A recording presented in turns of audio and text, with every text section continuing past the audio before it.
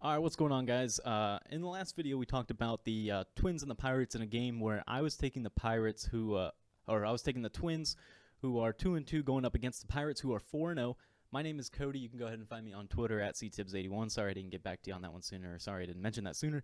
But I had mentioned I was going to take the Twins, and I ended up taking them during that video I was making. I talked myself right into that. Originally, I had the under 8.5 originally.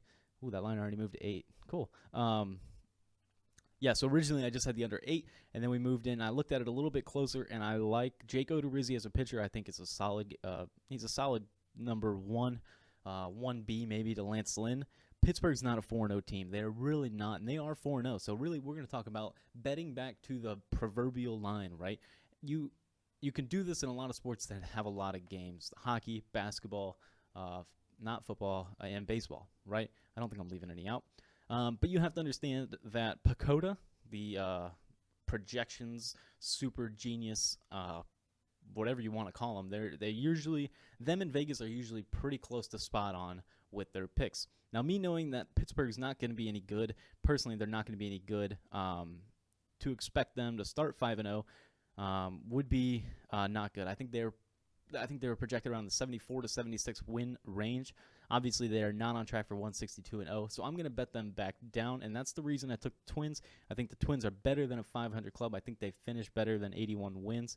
Not by much, but it's more on Pittsburgh not being a 4-0 team.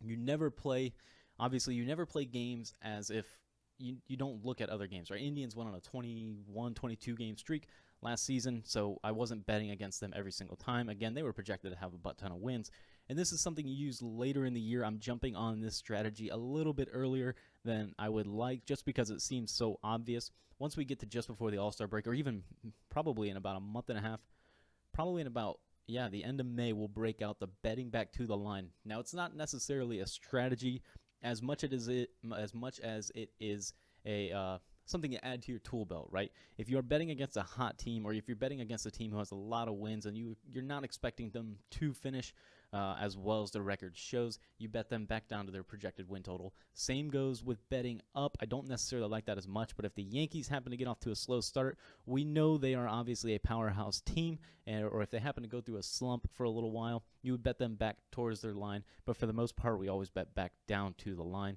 And that's going to lead me into my next video that I will be doing a little bit later. The next video will be going up tomorrow night, talking about betting back to the line for second half bets.